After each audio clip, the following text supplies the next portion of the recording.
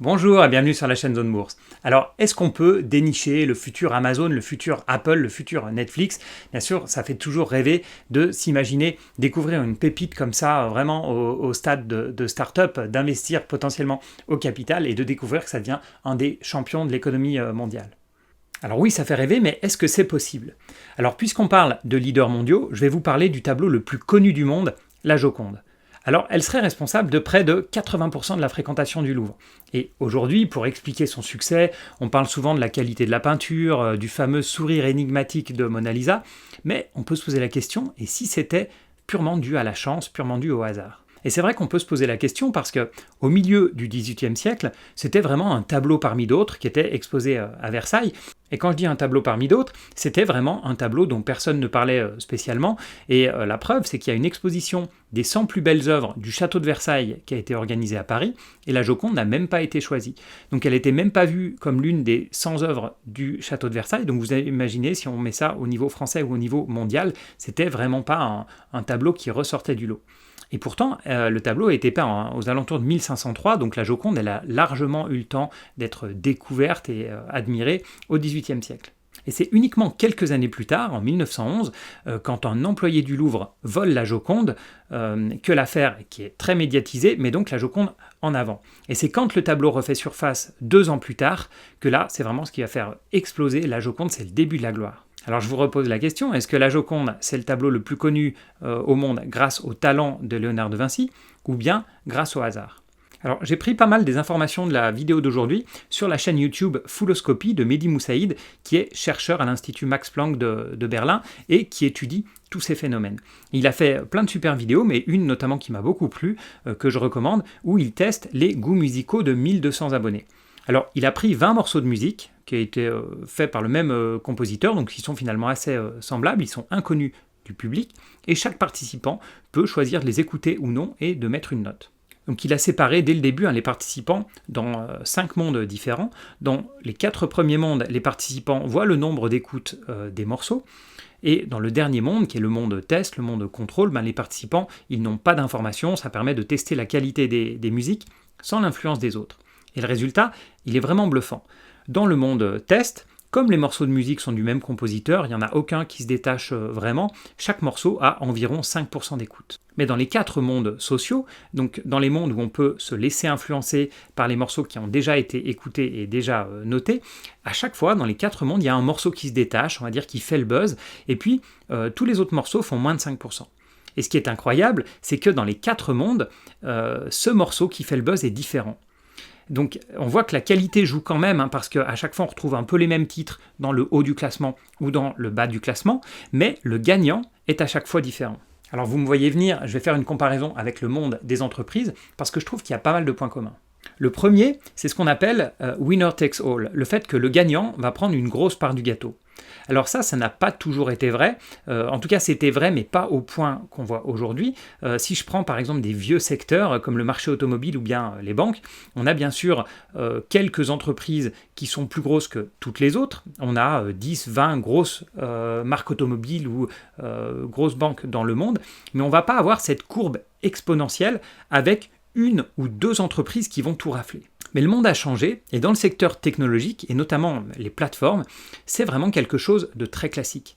Si vous regardez les parts de marché dans le e-commerce, que ce soit aux États-Unis ou en Chine, on a un énorme leader et puis les autres. Alors bien sûr, ça ne va pas être le même leader dans les 2 cas, mais on voit qu'on a le même schéma en fait de parts de marché. Et c'est encore plus évident quand on regarde les moteurs de recherche avec bien sûr Google et puis son énorme domination.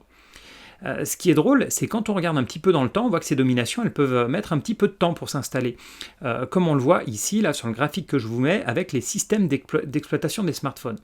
On voit qu'aujourd'hui, Android et iOS ont 99% des parts de marché, mais au début, on avait plusieurs compétiteurs, et si on prend donc les débuts de ce marché des systèmes d'exploitation des smartphones en 2009-2010, c'était mieux réparti, on avait plusieurs compétiteurs, et puis d'un coup, on va dire aux alentours de 2011, on a un leader qui émerge, donc Android, avec une forte tendance, et puis à la fin, le gagnant, ou les 2 gagnants, si on inclut iOS, finissent par écraser tout le monde. L'autre point très intéressant, en plus donc de cet aspect winner takes all, c'est la difficulté de prévoir le grand gagnant. Parce qu'on l'a vu, la qualité ne suffit pas. Oui, a posteriori, c'est facile d'expliquer, comme je l'ai fait avec la Joconde, qu'Amazon a explosé grâce à son service client, ou bien Google parce qu'il avait un algorithme de recherche qui était mieux fait que les autres. Mais la réalité, c'est qu'il y avait probablement à l'époque d'autres concurrents qui avaient eux aussi de bons produits, mais le hasard a fait émerger une plateforme plutôt qu'une autre. Et ensuite, l'effet boule de neige a fait le reste. Et finalement, peut-être que, comme on l'a vu dans l'étude sur les morceaux musicaux, avec des univers parallèles, si on rejouait le monde dans lequel on vit aujourd'hui, avec des données un tout petit peu différentes, les champions ne seraient peut-être pas Microsoft, Facebook ou Google, mais d'autres entreprises similaires. Alors concrètement, qu'est-ce que ça veut dire ? On voit que dans un marché qui débute, vous avez par exemple 10 startups. Et dans le monde d'avant, pour reprendre l'exemple du marché automobile, si vous aviez investi au début de ce marché dans 5 constructeurs automobiles sur les 10 au début de l'aventure, finalement, vous vous en seriez assez bien sorti. Parce que bien sûr, il y en a certains qui ont disparu, qui ont été rachetés, etc., puis d'autres qui sont devenus les leaders du marché. Mais avec 5 sur 10, comme on a finalement un assez grand nombre de leaders, avec 5 sur 10, vous auriez eu des leaders du futur. Mais aujourd'hui, il n'y a qu'un maximum de gros joueurs qui vont tout rafler. Donc si dans vos 5 choix, vous n'avez pas le futur gagnant, vous allez tout perdre. C'est pour ça que j'évite les marchés trop nouveaux, parce que je pense que souvent, il est trop tôt pour savoir qui va être le futur champion. Et si je prends donc les systèmes d'exploitation des smartphones, on a vu que pendant quelques années, il y a eu un certain flou. Il a fallu quand même un petit peu de temps pour que le leader ou les leaders émergent. Ou alors, si vous voulez vraiment investir vraiment au tout début d'un marché, ça veut dire qu'il faut investir dans beaucoup de valeurs pour être sûr d'avoir le futur gagnant. Et encore, c'est peut-être même pas garanti parce que le futur gagnant peut émerger plus tard. C'est ce qu'on a vu pendant la bulle Internet des années 2000. Finalement, si vous aviez investi à ce moment-là, vous auriez eu Amazon dans votre portefeuille, mais vous auriez raté la plupart des leaders d'aujourd'hui. Vous auriez raté Google, pas mal de futurs champions. Et c'est pour ça que, de mon côté, ça ne m'inquiète pas du tout de ne pas dénicher la future pépite. Je préfère largement attendre qu'une entreprise ait une tendance claire de leader. Et on se rend compte qu'en faisant ça, bien sûr, on n'investit pas au tout début, mais on a quand même le plus gros de la performance.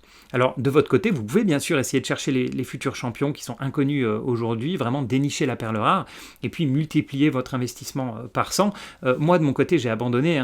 Je pense qu'avoir le meilleur produit ne suffit pas. C'est un peu comme ce qu'on a vu en musique. La chance et puis notamment aussi le timing joue énormément. Un des exemples, mais je pense que c'est valable pour toutes les entreprises que j'ai déjà citées, c'est Airbnb.